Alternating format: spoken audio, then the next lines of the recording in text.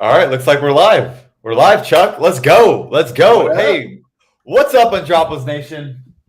It's a beautiful day, beautiful Wednesday afternoon, right around lunchtime for most of us. But if you're out on the West Coast, I guess you're just getting up. And this is what a better way to start your day than Josh and Agreed. Chuck Let's in go. a Best Ball Mania draft. What's up, Chuck? Oh man, all those people wasted all summer drafting these teams just for us to come in at the last minute and win all these millies. Well, I mean, it kind of makes sense because who would have thought Jonathan Taylor? That was crazy. What is he doing, baby? Come on. What are they all doing? I don't know what's happening. I mean, this is kind of like that one year where it's been kind of wild with like all of these backfield shakeouts. Like I've been drafting a decent amount of Jonathan Taylor, unfortunately. Like because whenever he fell into the third round, I was like, oh my God, like he has to go up, right? Turns out he's gonna end up falling even further. So that might have not been the pick. But let's just go ahead and just jump straight into a draft. I'm right there with you. I literally told people 2 days ago he was a smash play in the third because the third's a tough round and like he's just like a free top 5 RB. Literally not even 24 hours later, he's almost undraftable. Undraftable. Where would you feel comfortable drafting him? It would have to be in that range where you feel disgusting, but you know you have to pick some of these guys anyways, whether it's like in Amari Cooper or a Mike Williams. And that's not shade on those guys. But, you know, like when you're like, this is the right play as opposed to this is where my heart lies, that's usually when I start feeling a little better about it. But I'm interested to see where he goes in this one because this will be the first one I've done post, you know, that awful news. Yeah, I was actually helping out a friend draft a redraft team last night, and he was available in the 6th round, which is unreal. Dude, he's such a brand name to be going in the 6th round. God, what happened to our boys? Oh man, he was 101 last year. That's the craziest part of all of this. Insanity. He was literally the 101 last year. Okay, so looks like we got the 111 in this draft. Dude, I cannot get a top 6 pick in Underdog, man. I'm getting blackballed like crazy. I have been working with scraps all summer, and it continues. I get it.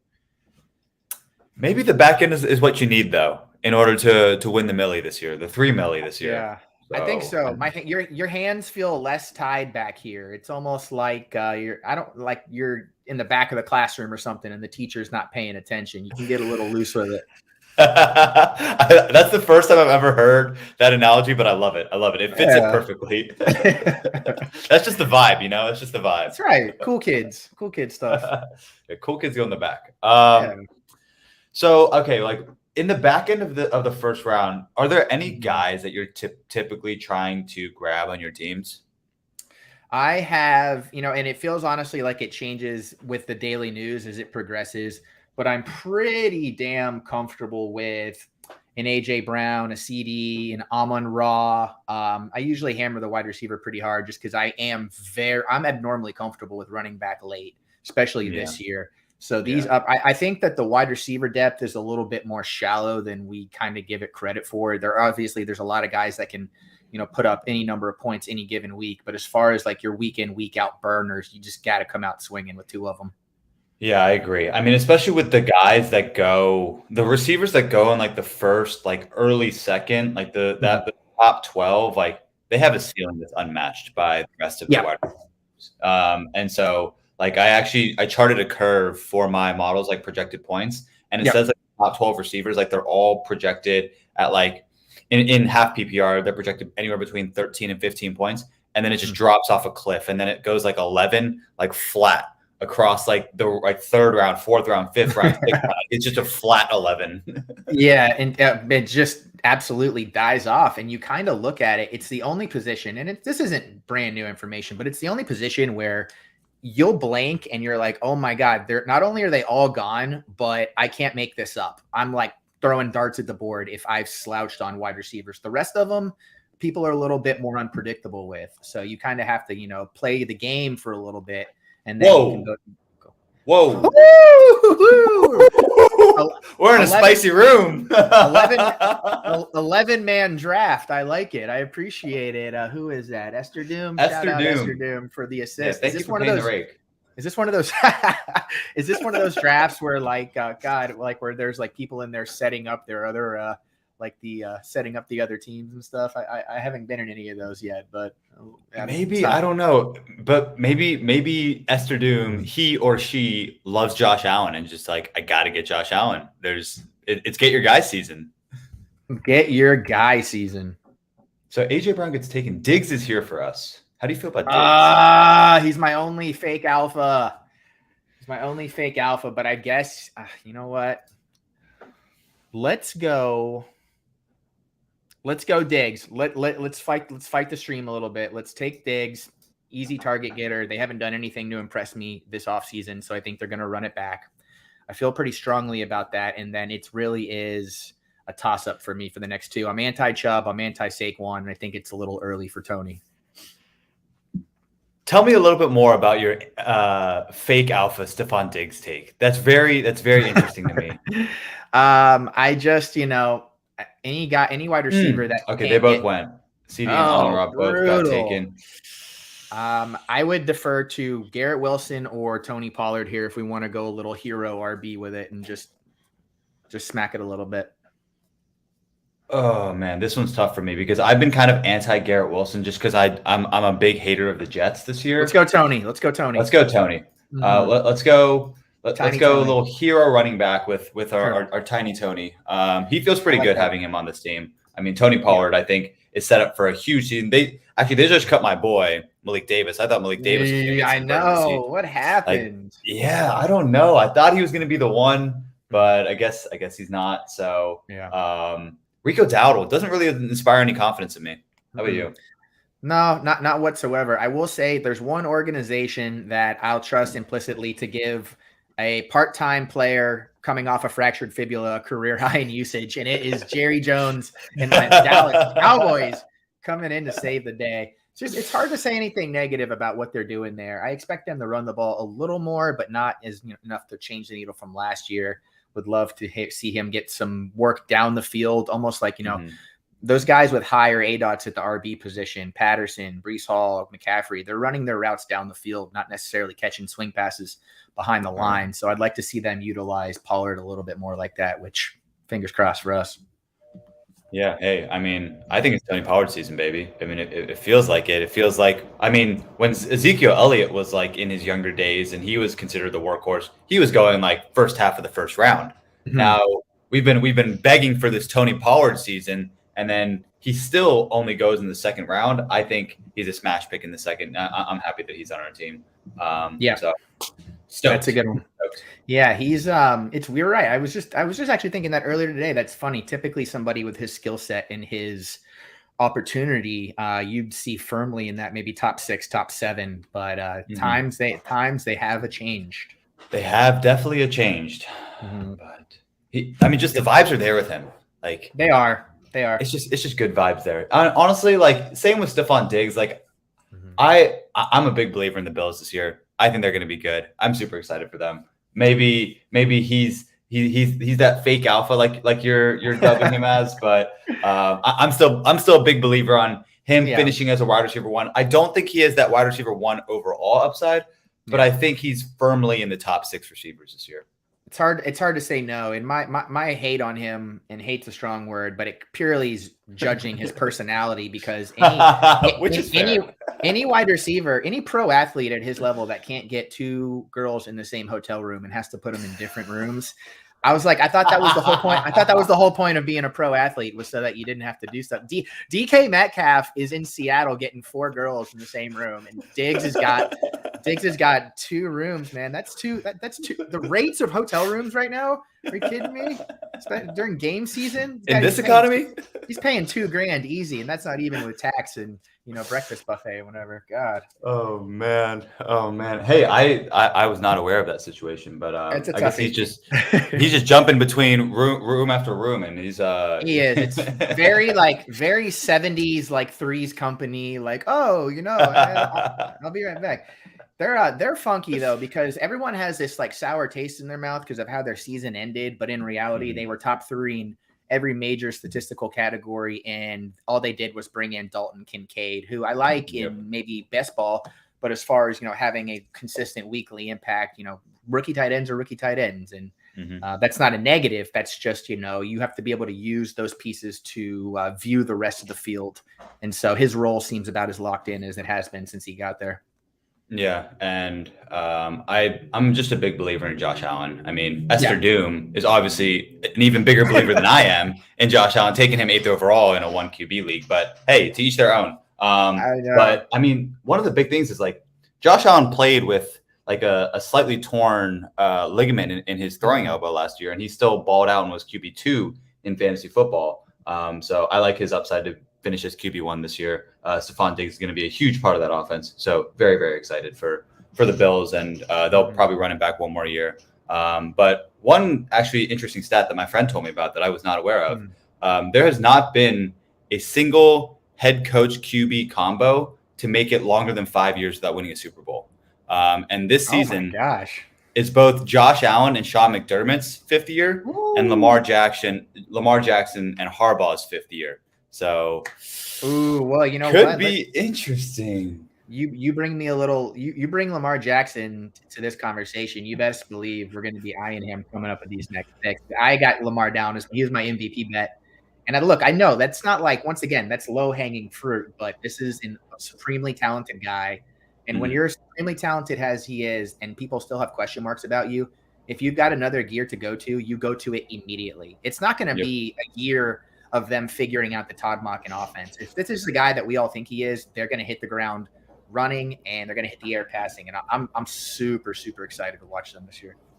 Yeah, I'm very excited for Lamar Jackson as well. I've been grabbing him in every single one of my redraft leagues. I think he's one of the guys that I like to have as the MVP as well. I really, really like that bet. And looks like he's right here for us. So let's go ahead and draft Mr. Lamar Jackson. Look at the vibes on this team. Lamar, Tony Pollard, Stephon Diggs, the approval rating. Oh my God. You put Biden and Trump, Bush and Obama and Clinton together, and they couldn't get that they couldn't get that approval rating. That's premium. That is premium. But okay, next pick is going to be interesting. Very. I think we go receiver. I think we have to. Yeah. And I like a lot of these guys in this range. I'll give you some personal highlights. Huge fan of Christian Watson. Love what he can do with the ball in his hands. Really, actually, I'm kind of high on Green Bay this year. But I also love Drake. He got sniped. No, well, you know what? Christian Watson sucks. Fade the Packers this year. That's going to be a horrible pick. Let's go. And then if we're talking about target share guys, I love Moore and I love Drake London. So I would defer to you based upon who you think can thrive more in the passing situation. We have Stephon Diggs with a week 13 bye, so that could be our tiebreaker. Let's go Drake London. Very nice. And Drake London, I mean, like when it comes to target share, like Drake London, what he led the NFL last year down the stretch. I know Kyle Pitts was hurt, but as a rookie had like a 35% target share or something wild like that. Like that is ridiculous. Absurd for a rookie.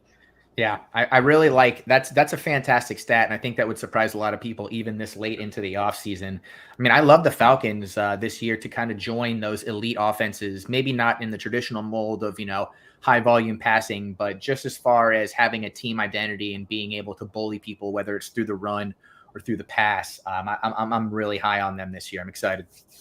Yeah, I've honestly, like I have Drake London in a few dynasty leagues. He feels more like a play like maybe next year, the year after, just because like I don't expect the pass volume in this offense to be that high. It might be a little bit more than it was last year, but if Desmond Ritter's a starting quarterback, that doesn't give me a ton of faith to get him a ton of like accurate targets. They might be kind of a little wayward, kind of here, kind of there. Wow, Tyler Lockett, 4th round. Esther Doom is really going off script here. We love it though. We love it. We absolutely love it. I was going to say, like, you go Josh Allen and follow it up with Nick Chubb and Debo. This next pick has got to be off the rails. And that is 1985 Miami off the rails right there. That's insanity. I would say for London, my hope for London would be in, people always get upset when you compare guys to established brand names. But if you're looking at sophomore year, DeAndre Hopkins, 1,200 yards, 6 touchdowns, 127 targets. And I know that's not like top 5 wide receiver overall, but I mean, you're just looking at what the range of outcomes can be, especially given the quarterback situation. That was Ryan Fitzpatrick, Case Keenum, Ryan Mallett, just a very middling team. I expect that to be the range of outcomes for Drake London. I agree. I really like Drake London's Rage of Outcomes just because he feels like such a high floor sort of player. And when we're swinging for the fences with this sort of team, and especially with as our wide receiver too, it feels pretty solid just to have someone who can give us like a consistent like 12 points a week. And then if he scores a touchdown, maybe 2, he has upside for 25, 26, 27 points. So I'm excited to have Drake London on this team, especially out of all of these guys, all of these receivers that are getting drafted in the 4th round. Drake London feels the most locked in from a target share standpoint outside of maybe DJ Moore, but I actually expect the Falcons offense to produce more points than Chicago this year. So I'm excited for it. And here's another nice thing too. I've been kind of trying to play around with these week 17 matchups and everything. So we're rocking Stephon Diggs, and here is Stephon Diggs' last 3 games versus the Patriots, who the Bills play. We got 10 targets, 104 yards, touchdown, 9 targets, 92 yards, touchdown, 13 targets, 85 yards, touchdowns. Diggs has been cooking the Patriots. He's going to be cooking it for us. Oh man, that's exciting. Kind of some interesting stats. Can you pull up? Do you have the game logs set up right now where you could pull up Juju's as well? Yeah. For when last year? Juju just against the Bills, because Juju, I think he's got a pretty good track record against the Bills. Whenever he was, I think when he was in the Chiefs last year, back when he was in Pittsburgh, I think he's got a pretty solid track record against the Bills. Oh, dude, this is pretty. We got 7 targets, 55 yards, and a receiving touchdown and a rushing touchdown. We got 8 for 52, no touchdowns, but that was a tough. That was an opening season game, and then we've got 5 for 113 and a touchdown last year with the Chiefs. Okay. So Juju's got a pretty solid track record against the Bills. I mean, especially with this sort of build right now, Juju in like 9th, 10th round. I don't know. Like Juju catches a lot of slack. Honestly, I'm curious what your thoughts are on him as well. His ADP is all the way down here at pick 115. He projects to be the wide receiver 1 on that Patriots offense. So to get a wide receiver 1 in like the 10th round feels pretty good to me.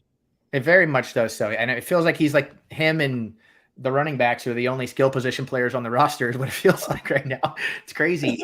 He's like the David Montgomery of wide receivers. He is. I love that comparison. He's going to compile stats and he's going to have some nice weeks, but he's never really going to wow you. He's just going to show up. I think he's a very Patriot-y player, big-bodied guy who's going to be able to kind of, encompass what it is they like to do there. I like Mac Jones for a bounce back year. I still get a little nervous because, Bill Belichick was the one who set them up last year. He hasn't been getting a lot of the blame for that. He's still running the show this year. So hopefully Bill O'Brien can be the adult in the room. But when you're talking about that late in the draft for a guy who can do what Juju can do, you're always feeling hot. Yeah, I agree. I love the comparison to Juju and David Montgomery because they're guys that are uninspiring. They don't get you excited, but they'll put up fantasy points no matter what. Crazy Jonathan Taylor is still here. Ooh, Jonathan, I was gonna say, man, that's just I'm almost going like full Westworld where it's like doesn't look like anything to me. Like I'm not even seeing him on the page. This is such an interesting spot. Does anybody jump out to you? For me personally, it's like, are you in on the Pickens train or not? That'd be a fun one to attach ourselves to. Let's go Pickens just to start it off, just because I like Pickens. I think we need a third wide receiver. I like the Pittsburgh Steelers a lot this year, so let's go ahead and pick them up. Yeah, they have the Steelers-Seahawks Week 17 might be my most anticipated game. I think that's going to be that game. I think that's going to be a blast. Where are we on tight ends? Because I actually think. Ooh, Pitts, Goddard, interesting. Pitts, Goddard. I don't feel. I feel like tight end after the big 2. I feel pretty similarly about the next like 6 or 7 guys. So I don't feel a super urge to jump on that unless somebody just stands out as a value. Yeah, nobody really stands out super. I mean, like getting Kyle Pitts or Dallas Goedert on this team in like the 7th round would feel pretty good, but it feels like a little bit of a reach in the 6th. Agreed. I like the wide receivers in this range. Yep. I'm a fan of any of these guys from Evans to JSN to Hollywood. I'm bigger on Hollywood than most people are, but I would understand any pushback there. Honestly. Okay.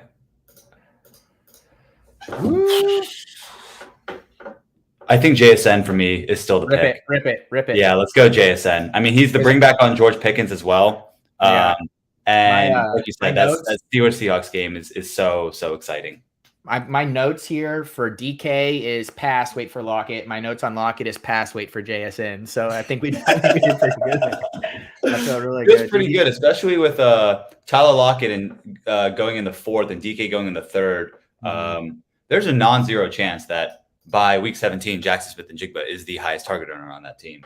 He's gonna do it, man. Antonio Brown coming in late for the Bucks. Just Bucks start running high 3. Well, now look, that's obviously another hot name comparison, but the Shane Waldron, he was running league high 3 wide receiver sets with his time in the Rams, and they acquired JSN so that they could do the same thing. So I'm not terribly worried about him coming off the field in potential red zone or goal line situations, because I think they're going to be upper quad in 11 personnel, and he's just going to absolutely feed. He's so good. Yeah, he's just a very exciting player, especially to tie ourselves too. And I think he's just one of those elite players that is just kind of getting overlooked because he's a rookie and he picked up that wrist injury. You see him practicing already yesterday? Dude, he's already back cooking. I love it, man. Can't keep this guy away. Oh, man. Wow. Love this receiver room that we're building out. That looks pretty strong. And then we got Tony P and Lamar Jackson. That feels really good as well. So this is feeling like it's a pretty strong team already. We've got a team of supremely talented players. Very few of them, if any, are situational plays as much as they are like both. They're situational play on top of being just great guys. High Madden rating on these fellas. High Madden rating for sure. Jackson Smith-Njigba, Madden will catch up next year, but the rest of them, these guys are all phenomenal. Especially when you look at that round, man. And look, this isn't a knock on anybody, but we got people picking Dobbins, Madison, Montgomery, Pierce, Zay Flowers, Addison, and those are good players. But you look at like what those guys are capable of, they feel a little bit more uncomfortable than where we sit. And that round before too, I would have loved to have considered some Christian Kirk, some Jahan Dotson. I love those guys as well, but me too. It's early. Players like Pickens, you want to be on them before they break out, not after, and they're priced, up there where Drake London is going this year. So we're in early on the train. I mean, and it kind of looks like Kenny Pickett, he might be in for a breakout year this year. Would love it. I would love it too. And the Pickett to Pickens connection is real. It is real, and it is here for all of us this season. I'm so excited. It looked like in the preseason, it was like a fuck it. He's down there somewhere. Just like chuck it up, and Pickens will go and get it. It's very rare that you see like everyone punts on the preseason, and the Steelers are like, used to pray for times like this. Like they just come out and they're just dunking on everybody's units.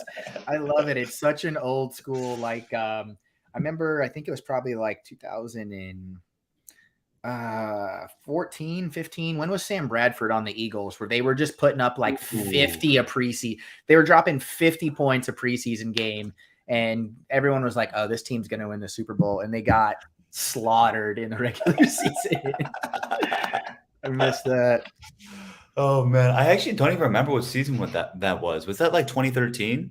I'm gonna go back and look now. God bless Sam Bradford. He played on the Eagles in 2015. Yeah. 2015. Oh, I'm surprised he played in the NFL that long.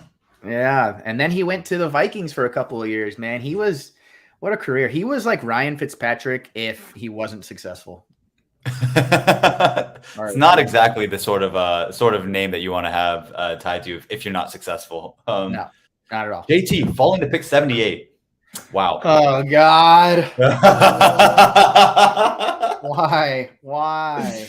Oh, that is. There he is, gone off the board. Yeah, off the board. Well, Jesus. If he plays, Michelle gets an absolute steal, but I am worried.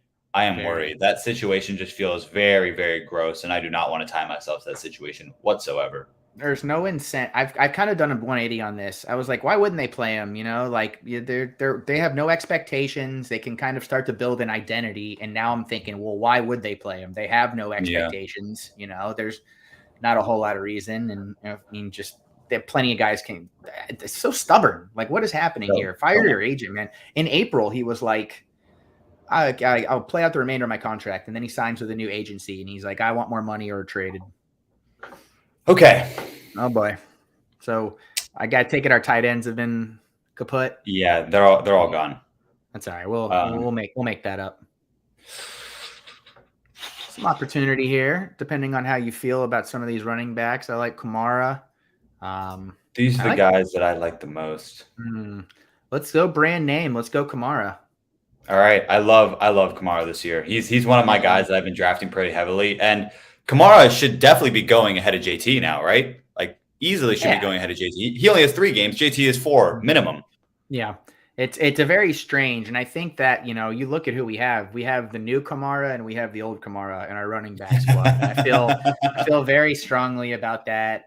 I think that they'll probably lighten his workload this year, but I think they'll increase his high value targets will continue to remain where they were. He's still as good as anybody in the league at scoring touchdowns. Maybe not necessarily from like 30 yards out like he used to be, but you put him in goal line packages and whatnot. He still is pretty damn lethal.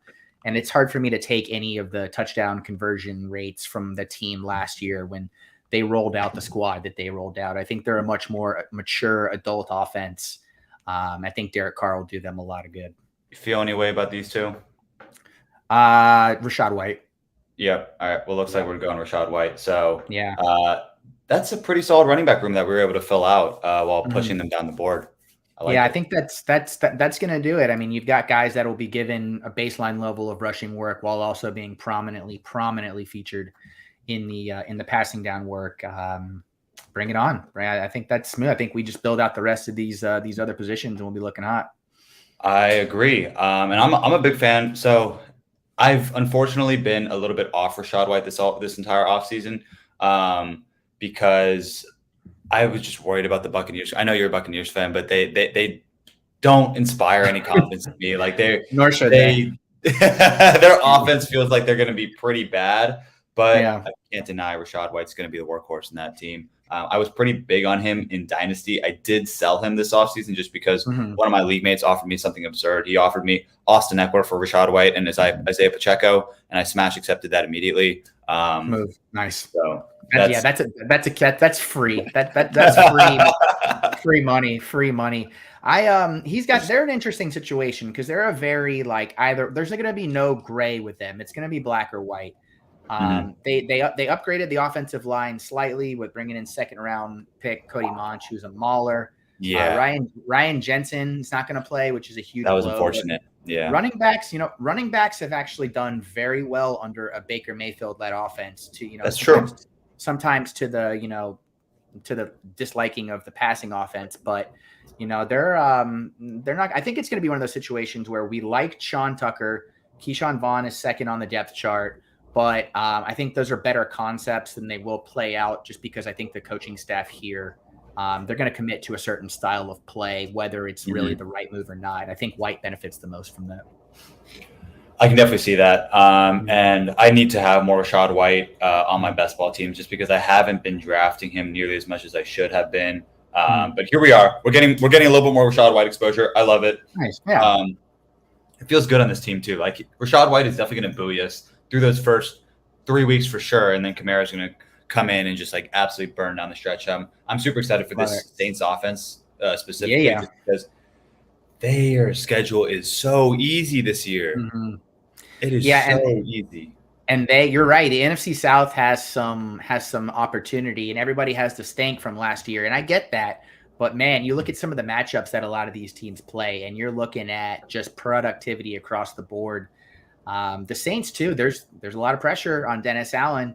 They don't have the freedom to let guys develop. They have to come out swinging. He's got the lowest winning percentage of any coach in the league, the lowest winning percentage of any coach since Hugh Jackson.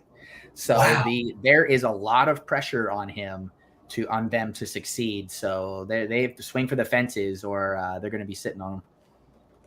Wow, lower winning percentage than Hugh Jackson. Lowest since. Okay, I was going to say Hugh Jackson was 1-31 in 2 seasons. No, it's Hugh Jackson has a career 205 winning percentage, and Dennis Allen is 283, just a little bit behind Josh McDaniels and the Raiders. Josh McDaniels' win percentage that low too? It's actually he's in the high. He's at 0.383. And there's some guys who you can't really qualify, like Matt Eberflus last year, first year, 3-14. Right. Like that's only his first year coaching. You got to throw some of those guys out the window. But Yep. there's really not a lot. When you look at the coaches in the league, there's not a lot of, oh, that's a bad coach. There's much less of them than I think I can remember ever watching the NFL. It just so happens that Dennis Allen might be one of them. Todd Bowles as well. So who are we looking at for our next little smash play? Michael Thomas is a faller here. I almost hate that Antonio Gibson is still on the board because I love our RB room, but I love Gibson too, man. I love Gibson too. Actually, I only have one jersey outside of the Isaiah McKenzie jersey that I got from the Expo. Antonio Gibson is that jersey, and I've been such a big fan of Antonio Gibson because I am a Commanders fan. Unfortunately, like it's been rough. Like at least you've got the Super Bowl. Like the Buccaneers will be bad this year, but you have the Super Bowl. All right, Gibson got taken. Okay. But yeah, Gibson is like my one small glimmer of hope. I mean, this season is already a win to me just because we got rid of Dan Snyder. So I don't really even care too much about how the season goes. But I like Pat Freiermuth here. I like Michael Thomas. I do too. I actually I'm thinking Freiermuth and then hopefully Thomas makes it through the turn. I honestly look at Pat Freiermuth and I look at TJ Hawkinson and I say, you show me I cannot convince myself that their stats are going to be that different come the end of the year. When you look at what the Vikings have done versus what the Steelers are trying to do. And that's not a knock on Hawkinson at all. I just think that they're making a pretty clear play to change up somewhat of how they're approaching the offense. I mean, you can't have Kirk Cousins. He was like top 2 or 3 in sacks once they traded for Hawk because they were running so much 11 personnel and he's not that great of a blocker, or at least he couldn't adjust to the system. So he made it through the turn. He made it through the turn. Oh, look at these guys. Thomas, Tony, and Beckham, universally loved players that we all trust. Let's go ahead and take Michael Thomas. Just let's stack on the NFC South just a little bit more. We have Kamara, Rashad White, Drake London, and Michael Thomas all filling out that NFC South. Those guys feel like the ones that you might need out of the NFC South. I know Michael Thomas is not exactly the paragon for health in the NFL. Yeah, but he was phenomenal. 3 years ago? And he was phenomenal, league record breaking. Oh my goodness, that season was insane. I've never seen a receiver do what he did. Pretty wild. And then actually, even last year when he was healthy, he was putting up pretty big points. And that was fun to see him. He still had a good version of it. He's interesting, and they bring in Derek Carr, who, for everything that can be said about Derek Carr, he's shown an ability to hyper focus in on elite wide receivers that are excellent at getting wide the F open. And Michael Thomas is about as technical as it comes when it comes to that kind of ability. And then you have potentially Olave, continuing to use his ability to open up the offense down the field. This is a team that you can't really, if all the pieces come together, you can't really make an argument that they finish any worse than like a top 7 passing offense with everything that they have there. I say that, and then Taysom Hill is going to run all the goal line packages. Definitely could be. Or Sean Payton could go ahead and trade for him. Just do it. When I saw Saints trade with Broncos 4, I was like, no way. Oh, Lutz. Come on. Lutz, what are we doing? Oh, but the Saints, they kept that rookie Groupie. That I can't remember his first name. I think it's Blake Groupie. I think that sounds right. Blake Groupie. I don't. The dude is 5'6", like 155. Giving us all hope that any of us can make the NFL. He really is. He feels like he's like that is like straight out of like a sketch reality show or something that they're bringing him on. But you know what? You're kicking in the New Orleans. I think, what do they have? Like over half their games. I think maybe like 11 of their games are in the dome. Bring it on. Bring it on. Yeah, I mean, hey, I'll have a little bit of a Blake Groupie on some of my redraft teams just because if he beat out Will Lutz, he must be a pretty good kicker. And I was actually watching their last preseason game. They tried one from 61, and he had the leg. He just went a little bit wide. Mm-hmm. That's what you want. We can handle that. You work out the kinks now, and then as long as you got that power come season, they're going to trust you. NFL, that they had where are you? Where's my offensive trends notes? I found a bunch of little fun nuggets about the last season. Where are you here? Where's the cake? I'm gonna just go ahead and click on some guys that I like, and then we'll get your reaction while you're looking for those notes. Let's see. Here we go. The NFL averaged 1.67 field goals made per game last year, which was the second highest in NFL history. Wow. Yeah, a little random. What's with that? What's with that? You gotta wonder. Average margin of victory was 8.8, which was the lowest in NFL history. Last year was funky, man. I think a lot of QBs struggling to score touchdowns. A lot of with Dak Prescott being the longest tenured quarterback for his team in the league, I think there's just a lot of shakeup and a lot of teams still adjusting. And then you have a lot of the defenses, with the single high, too high, doing everything they can to stop the big time passing attack, and they're just taking advantage of the run game up the middle. There's all kinds of funkiness. I like it. Is that true? Dak Prescott's the longest tenured quarterback in the league? Yep. Nobody has been with their team longer than Dak has been with the Cowboys. It would have been Rodgers, would have been Brady, but they, isn't that crazy? Wow. You just blew my mind with that. That is wild. Wow. We've really just we're ushering in a completely new era. That is crazy. Yeah. I don't know. You blink and it just happens. Okay.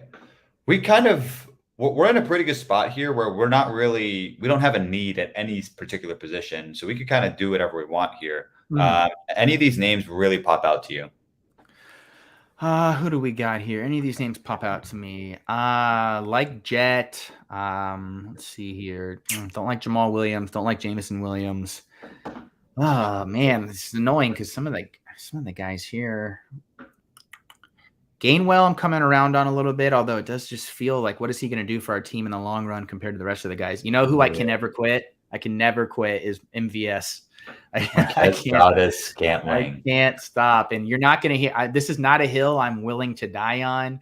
But I mean, I don't know, man. You look at that's another team like the Bills, right? They're just kind of running back what it is that they do best.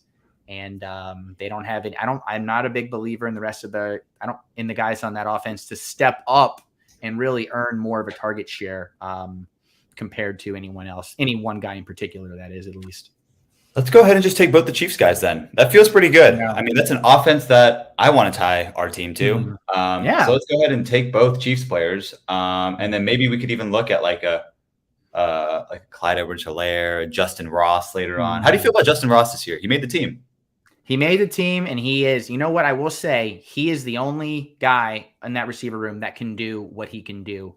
And if they're going to end up having a need for that, it's just a lot of guys that they have to develop packages for, not a lot of well-rounded, talented players other than Kelsey. So it'll be nice they're smart, right? They're a smart team that's going to come out and try and do what you don't expect them to do.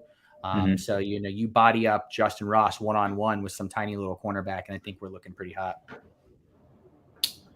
Yes, I agree. I think Justin Ross would be a kind of unique add to this team, and he might feel pretty good. Very, very happy for him that he made the 53, but could do some damage in the NFL too. We also I love that we got Mr. December himself, Jerick McKinnon, RB1, RB21, RB6. Just let it ride out into the sunset. League winner. That's who you need down the stretch. I've heard reports out of Kansas City that basically said that McKinnon, they're not going to use him that much early on in the season. That's okay. We don't need him. We don't need him early on in the season. He's a closer. He's a closer, exactly. So he's who you need in the playoffs, and that's what we're trying to do with this $3 million roster right here. So I like it. Big fan of this. And Marquez Valdes-Scantling, if you look at his game logs against Cincinnati, who the Kansas City Chiefs play in Week 17, he likes against Cincinnati. Oh yeah, big time. Oh yeah. I got another fun nugget for you here. Do you know who the longest tenured QB wide receiver combo is in the league right now? Longest tenured QB wide receiver combo. I will give you a hint. It's only 4 years long. It's only 4 years long. How long has CD been in the league? So like my initial mine just went close. That's number two. Jax CD. Is it Stafford Cooper Kupp? No, Stafford's only 3 years. Stafford's only been there for 3 years. Shoot. Let me look at this list real quick. He might still be on. Is he still on the board, or did he get? I bet he got taken. Yeah, he's been taken. He has been taken. He was taken recently. Recently. Mm-hmm. It's a stupid one, honestly. Is it Jared Goff, Josh Reynolds? Aaron Rodgers and Alan Lazard, 4 years. Oh, it got me because Aaron Rodgers switched teams, but I forgot. Lazard switched teams with him. Yeah, Wow. very strange. If you want to count, yeah. That's if you want to count overall years, you can still do Rodgers and Cobb going in for like their 12th or 13th season, but they haven't been. Cobb took a little breather. Yep. Yeah. You got Dak and CD, Cousins and Jefferson, Josh Allen and Diggs, all 3 years. Not a lot of long-time forged connections like we used to see. That's the league is changing. It's a completely new era of players coming in. And I'm excited. I'm excited for this new era of players. It's going to be fun. I'm excited to see. Okay, actually, I'm curious on your thoughts here. Mm-hmm. Who do you think wins the NFC South? Publicly, let's see this. Socially, the Bucks. Financially, the Falcons. Financially, the Falcons. Okay, I like that. I'm in too deep, man. I can't not say I like it to be the most competitive division again this year. They've got 4 defenses that I think will be very strong. They've got 4 quarterback situations that could easily go the wrong direction. And they play a pretty wild schedule all across the board. So I think, you get into that late season stretch, we're going to see something similar to last year. And then whoever has the strongest identity, which I think is the Falcons, will ended up coming out on top. What divisions does the NFC South play this year? So it looks like they play. I think they play the NFC North and the AFC South. The North, the North. And the Bucks have that brutal first place division schedule where they got to play Philly and they got to play Buffalo. Minnesota. Yeah, Buffalo. There's some Niners. Oh yeah. You even throw, dude. You just throw I know that they're playing the AFC South, but you throw the Jaguars in there too, and it's like it makes my Godwin and Evans shares feel a little bit more palatable. Yeah, that's true. But okay, we're about to be on the clock. How do you feel about Derek Carr here? Oh, dude, Saints-a-Palooza. Saints, let's go. If Michael Thomas ain't scoring without Derek Carr getting him the ball. And I certainly like him over this range of Russell Wilson. I'm not a Brock Purdy guy. I'm not a Brock Purdy guy. I like the ceiling of Carr coming in and being able to, continue that career high ADOT he had last year and just make these weapons something. He feels also like kind of one of those post-hype guys, because last year he was going in the 7th, 8th round of Best Ball Mania. And now he's falling into the 13th. I like buying those post-hype sort of players. They feel pretty good. A lot of advantage to be had, and we're getting into this range where most of the board, we started early with our quarterback. So most of the board is already, they just plumage through those mid rounds and now they're starting to turn back around. We're able to get those guys that maybe should have gone a couple of rounds earlier that haven't, just because teams have started to fill out those roster spots already. How do you feel about Roshan? If I'm looking at Roshan, Alec Pierce, man, those are tough. That's tough. Let's get some Bears running game in there, though. All right, let's go ahead and grab Roshan. I think we needed a rookie running back on this team, and Roshan feels like a pretty good one to grab.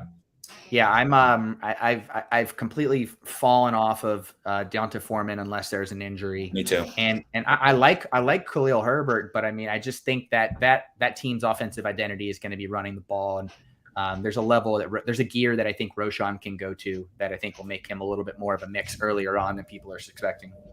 I agree, and Khalil Herbert isn't necessarily the guy that you want in there protecting Justin Fields on any of those passing downs. So Roshan could definitely find a role very early on in the season. And we'll see what Khalil Herbert can do. He's never had the workhorse sort of role. So we'll see how his durability holds up this year. Roshan, he's built to take a beating though. That dude's 6'2", 230. So he's a big guy.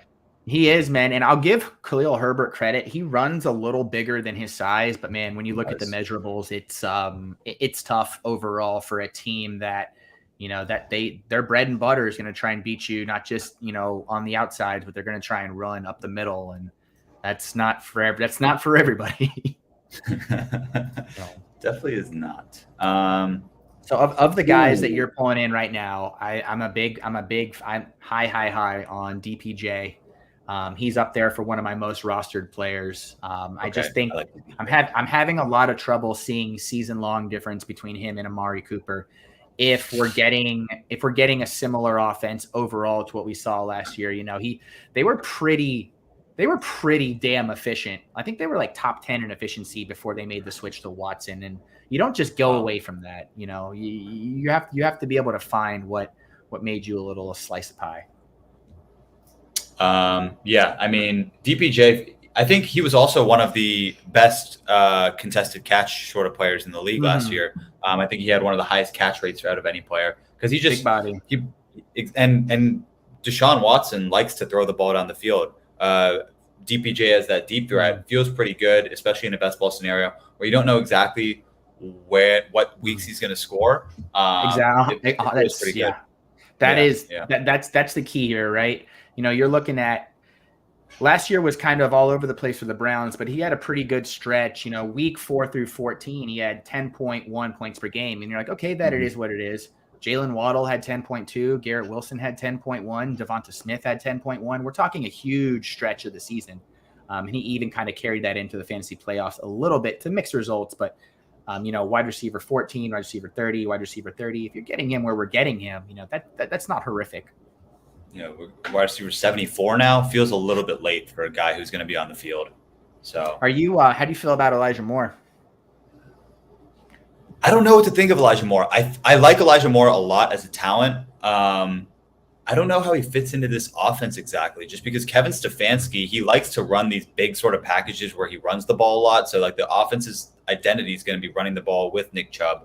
And so it's hard to envision exactly how he fits into the offense. It seems like they want to use him more as like a gadget guy where they like throw him all over the place, throw him out wide, throw him in the slot, they put him in the backfield. It feels almost like Kevin Stefanski's still learning or figuring out exactly where Elijah Moore fits in the offense as well. So in games that they are maybe struggling in, I don't know how often Elijah Moore is going to be on the field. Maybe they have him on the field if they're losing and then they need to just run this or get a quick score. Maybe that's when they use him. I don't know. It's hard for me to envision it. How about you? It is, and I agree. I think it's kind of, figuring out what works. It's hard to say how much pressure is on that organization. I know the spotlight's on them. I just wonder if it could be like, when the Panthers were rolling out like DJ Moore, Robbie Anderson, and Curtis Samuel, where they were they had their mainstays in Moore and Anderson and kind of their defined roles. And then they mixed Curtis Samuel into a whole bunch of different stuff. And I think, Elijah Moore may not have the versatility, but he might, depending on how creative the coaching staff wants to get with him. So as far as like what you can expect out of him, it is really hard to say. Yeah, I actually like that sort of comparison to Curtis Samuel, though, because actually I think that one year when Curtis Samuel was with the Panthers, I think he finished as like wide receiver like 24 that year. He did finish in DPJ ends up going. Michelle keeps grabbing the value as it falls. Ended up getting JMO at pick 150. Got Jonathan Taylor at pick 78. Michelle is I bet she watches a lot of Storage Wars. That's the vibe I'm getting from her team. She's always trying to get those bargains. It feels pretty nice though, getting those bargains, especially knowing where I drafted some of these players. It hurts me. It hurts me inside. Yeah, that's tough. It's tough to watch somebody come in second for a $3 million prize, but kudos to Michelle. Let's go. Okay. Now that DPJ is gone, how do you feel about the players that I have starred? And is there anyone that's on the board that you see that you particularly like? Curtis. Let's go. Bring it home. Terry's injury, man. I saw what happened to Burks last year. Oh, my God. X-Mac. Come on. Stream sniped? Did we just get stream sniped? Stream sniped. We might have just got stream sniped. Boy, man. Well, let's see here. Rondale is at the top of the board. Ooh, Rondale in his second in the league yards after catch per reception, just behind Debo. That could be a little. Ooh, I didn't know that. I was actually such a big fan of Rondale Moore when he was coming into the league, just because like he's just so athletic. Like he's got otherworldly athleticism. He's just tiny. He's like super compact, like 5'7", super tiny, but he's actually pretty good at earning targets. So we'll see how he can do in that pretty atrocious Cardinals offense this year. Yeah, it's hard to watch, but I mean, like, that's something I've been really looking at lately is like, what wide receivers are capable of, elevating themselves, maybe from opportunity and creating something from a little bit of nothing. So Debo obviously lapped everybody almost in yards after the catch per reception. And then you got Rondale, and then you had Waddle, and then you had Christian Watson. And those are all guys and offenses that, they want to get the guys the ball and then let them work, as opposed to maybe designing them down the field a little more. Yeah. Do we grab Justin Ross here? I think if we talked about it, we got to be about it. We want in on this. About it. You got to have multiple Mahomes targets because the guy's too good to hyper focus in on anybody but Kelsey, man. He's going to spread the love. That's why it's been so hard to identify a breakout wide receiver for the Chiefs in a Tyreek-less world. He's just too good. He's going to find the open mismatch all the time. It's kind of wild that last year in the Chiefs' first year without Tyreek Hill, Patrick Mahomes passed for the most passing yards in his entire career. And then it's crazy. And then while he did that, Tyreek Hill had the most receiving yards of his career in Miami. Wild. Somebody explain it to me. Somebody explain it to me, man. That's like, and I try to look at stuff like that. And I'm like, okay, what's this year's version of that? And it's really hard to come up with. It's really hard because you're talking to have two guys who are potentially, you could say, are at the very worst top 2 or 3 at their position. And then you have to talk about being in a situation that takes advantage of that. And I think the industry is too smart now. I think we've all caught up. I agree. Esther still doing his or her thing with Devin Duvernay in the 16th round. You look at, you know what? If somebody were to walk in here right now and say Devin Duvernay could be the best wide receiver for best ball in the Ravens, and I'd have to be like, I guess I have to believe it after everything else I've seen this organization go through. Yeah, Esther is building a different kind of squad out of the what spot do they have? Out of the 8-hole. Mm-hmm. What's the one spot do? What's the one spot looking like? I'm always interested. One went JJ, Derek, Calvin. I like that. Kenneth, Deontay. All okay. So the one spot has had a pretty solid draft so far. Don't hate the picks, but feels a little bit a lower upside investing some of these sorts of offenses. What do you think of Jacksonville this year? They're pretty invested in Jacksonville. Yeah, I'm big on Jacksonville, just like sadly a lot of us are. I think that Calvin Ridley is going to be for Trevor Lawrence what everybody thinks that DJ Moore is going to be for Fields, which is weird, right? Because you look at a quarterback that played at the level that Trevor Lawrence played at last year, and you're like, how much more is there to unlock in this guy? Well, I actually think that's the case. I think we could look at him joining the Burrows, maybe even joining, an off-brand level of Mahomes just based upon their ability to do everything now, right? Not just like one thing really well, but do everything. I mean, you got Evan Ingram as your 4th best pass catcher. I think you got some premium stuff coming your way. Yeah, I think just because of the reason that like everyone is so in on the Jacksonville, I'm a guy that likes to go against the grain, and so I've kind of been off of Jacksonville for that very reason. It feels like everyone is just like steaming Jacksonville up. Like, yeah, it's annoying. Trevor Lawrence goes in the 6th round. Like earlier, he was going in the 5th. It's like, oh, they're not coming at discounts. Yeah, you're buying them like at everyone's expectations right now, and everyone's expectations is that they're going to be one of the best offenses in the league. You know what they are? Jacksonville is bottle service, and it's just you're paying bottle service prices for the Jaguars right now, and it's like, show me that it's worth it before I'm paying these premium prices. Exactly. So I think I'm going to wait one more year before I fully buy into this Jacksonville offense, just because they're all just so expensive. Like Calvin really hasn't played in 2 years, and he's going in his ADP's at 24 right now. That's back into the 2nd round. Feels kind of wild to take him over some of the other guys that go. I wouldn't even take Calvin Ridley over like Mark Andrews, Josh Jacobs, Jahmyr Gibbs. I can see a case for taking him over like this next tier of wide receivers, but some of the running backs that go there, I'd much rather have those guys over Calvin Ridley. What are your thoughts on Ridley specifically? And where he was going earlier, bring it on. Where he's going now, it's just very difficult for me to, like we talked about being in on guys early before that breakout year comes. Well, that's not everybody's like acting like he broke out last year or something. I just don't think you're getting a lot of value there. What do you think about Deuce Vaughn here? I think we got to have that Cowboys run game on lock. Let's go ahead and grab Deuce Vaughn then. I'm not a fan of Rico Dowdle, so Deuce Vaughn, he's the one you need in this offense. Let's go. The Cowboy, you can count on the Cowboys being, like I said, one of the only teams to really find that they actually have always been damn good at running back production. They get the job done. It's a core part of being a Texan, I guess. Okay, this is our last pick. Any of these tight ends you like? Any of these tight ends that I like? Ooh, yeah, I gotta go. I'm sorry, it's got to be the Kate Otten show. You know, we had to get a Kate Otten show. You're right. Let's go. Let's go. Man, they're giving him tight end sweeps. I saw that. That's so exciting. Let's go. Let's go, Kate Otten. I really like him. You know, they don't have. You know, I expect the volume passing to come down for the Bucs, but I mean, I think they're going to funnel it more through key guys as opposed. You know, Evans and Godwin's target share, you know, because of injuries, really never got higher than like 17% over the Brady tenure. And now they don't have an Antonio Brown. They don't have a Russell Gage.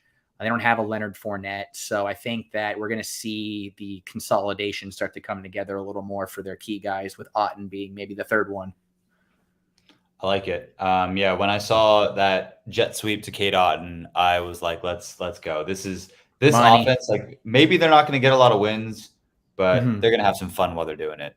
They have to, man. You're playing the Lions, the Jags, the Bills, the 49ers, the Eagles, the Vikings, the Packers. I mean, they're not going to have a choice. Gotta be creative. Oh, man. You absolutely. And who do they have? And they get the Saints at home week 17, which is always a bloodbath. A lot of 35-28s in that rivalry in Tampa. I'm excited for that game. We are very heavily invested in that game, so that's yes, maybe that's the one you need. Dude, do we have to go to that game? Do we have to go live to the Bucs Saints? I think we do. Honestly, let's look at how much are tickets for the Bucs Saints week 17 game now. Oh, dude, I got us, man. I would have that on absolute lock. That is, come on. What is the actual date for that game? December 31st, dude. New Year's Eve. Oh shit, dude. Oh shit. It could be some jams. Okay. Think about it. We'll be at the game as we're watching this game be an absolute bloodbath as we win $3 million. That sounds pretty good. How's that sound to you? And we're gonna play the lottery at the game, and we're gonna bump that 3 million to like the Bucs lottery where they pass out little tickets in the game. It's like the in stadium lottery. So like 100,000 people put like like 100,000 people put like $1 in, and they pick a winner every game.